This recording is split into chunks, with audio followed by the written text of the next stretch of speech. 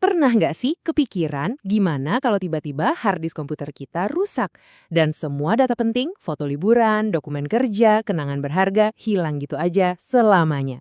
Nah, tenang, di sini kita bakal kupas tuntas solusinya. Coba deh inget-inget, pernah nggak panik gara-gara file penting tiba-tiba korup atau nggak bisa dibuka?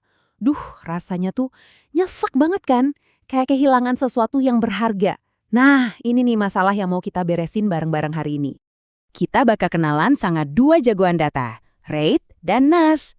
Dengar namanya mungkin kedengeran teknis banget ya. Santai aja.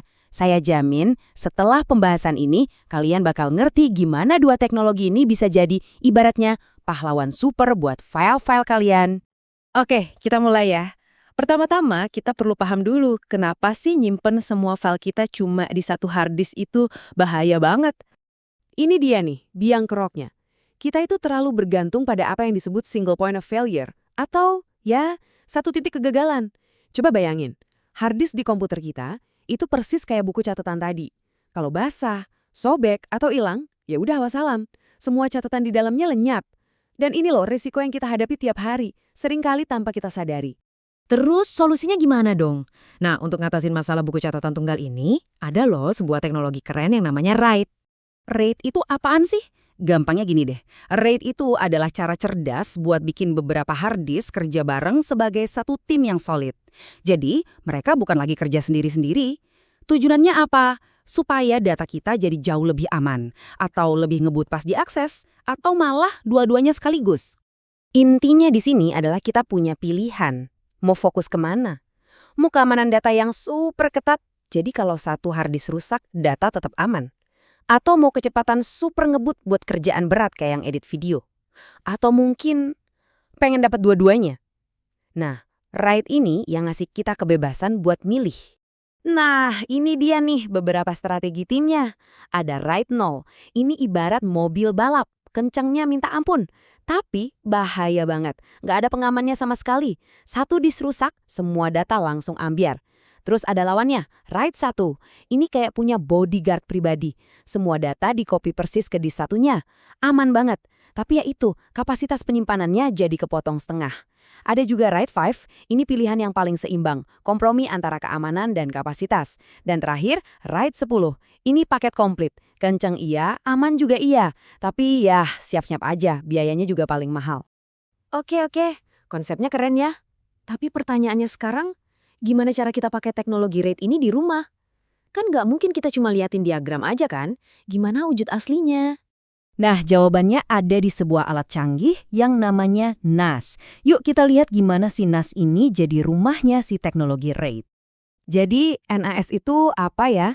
Bayangin aja ini kayak hard disk eksternal, tapi versi super canggih. Dia nyolok ke jaringan internet rumah kita dan online 24 jam. Jadi ini benar-benar kayak punya cloud pribadi. Pusat data mini yang ada di rumah kita sendiri. Dan sepenuhnya kita yang kontrol. Dan disinilah serunya. Lupakan deh repot-repot nyari flash disk. Dengan NAS, semua file kita ngumpul di satu tempat. Mau akses dari laptop? Bisa. Dari HP? Gampang. Bahkan mau nonton film koleksi kita langsung di Smart TV? Tinggal klik. Kerennya lagi, NAS modern itu pinter. Dia bisa disetting buat backup otomatis foto-foto dari HP kita tiap malam pas kita lagi tidur. Wah, praktis banget kan? Nah, buat kalian yang mulai tertarik dan pengen coba, ada beberapa merek yang bisa jadi pilihan awal. Synology itu terkenal banget gampang dipakainya, antar mukanya ramah buat pemula. Ada juga QNAP, ini juga pilihan yang oke banget. Nah, kalau kalian tipe yang suka ngoprek, suka ngerakit sendiri, bisa lirik through NAS. Oke, teorinya udah cukup. Sekarang kita masuk ke bagian yang paling ditunggu-tunggu. Prakteknya! Gimana sih cara pasang dan setting NAS pertama kita? Tenang, ternyata nggak seribet yang dibayangin kok. Eits, sebelum mulai ada satu tips super penting nih. Ingat ya, NAS itu kerjanya non-stop, 24 jam sehari, 7 hari seminggu. Jadi, jangan pernah pakai hard disk komputer biasa. Wajib hukumnya pakai hard disk yang emang khusus dibuat untuk NAS. Contohnya kayak seri WD Red atau Seagate Iron Wolf. Kenapa?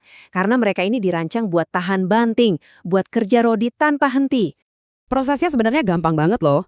Pertama, ya pilih dulu NAS-nya. Terus, pasang hard disk-nya, tinggal colok aja. Sambungin ke jaringan, nyalain. Nanti, Dari browser di komputer, kita tinggal ikutin aja panduan setupnya. Gampang banget kayak install aplikasi biasa. Nanti kita disuruh bikin storage pool dan milih level RAID-nya. Nah, saran saya buat pemula yang pakai 2 disk, pilih aja RAID 1 biar aman. Udah gitu tinggal bikin folder-folder, kayak folder kerja, foto, film. Terakhir, hubungkan deh ke komputer sebagai network drive. Beres, langsung punya penyimpanan jaringan pribadi.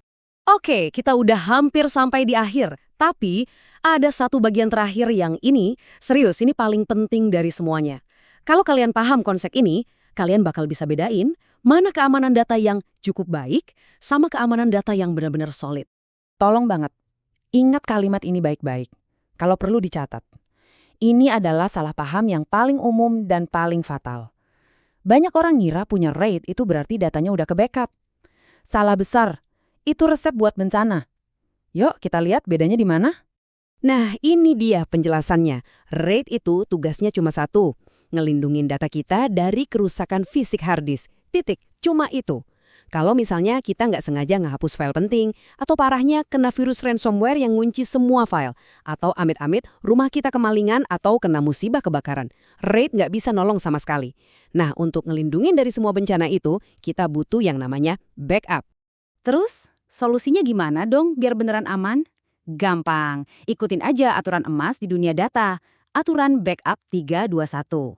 Maksudnya gini, punya 3 salinan data. Simpan di 2 media yang beda, misalnya satu di NAS, satu lagi di harddisk eksternal. Dan yang paling krusial, satu salinannya harus ada di luar lokasi. Bisa diupload ke cloud atau titip harddisk di rumah orang tua atau teman. Kenapa? Biar kalau ada apa-apa di lokasi utama kita, data kita masih ada yang selamat di tempat lain.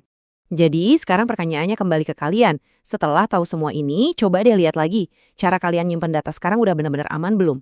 Punya NAS dengan sistem RAID itu udah langkah awal yang keren banget.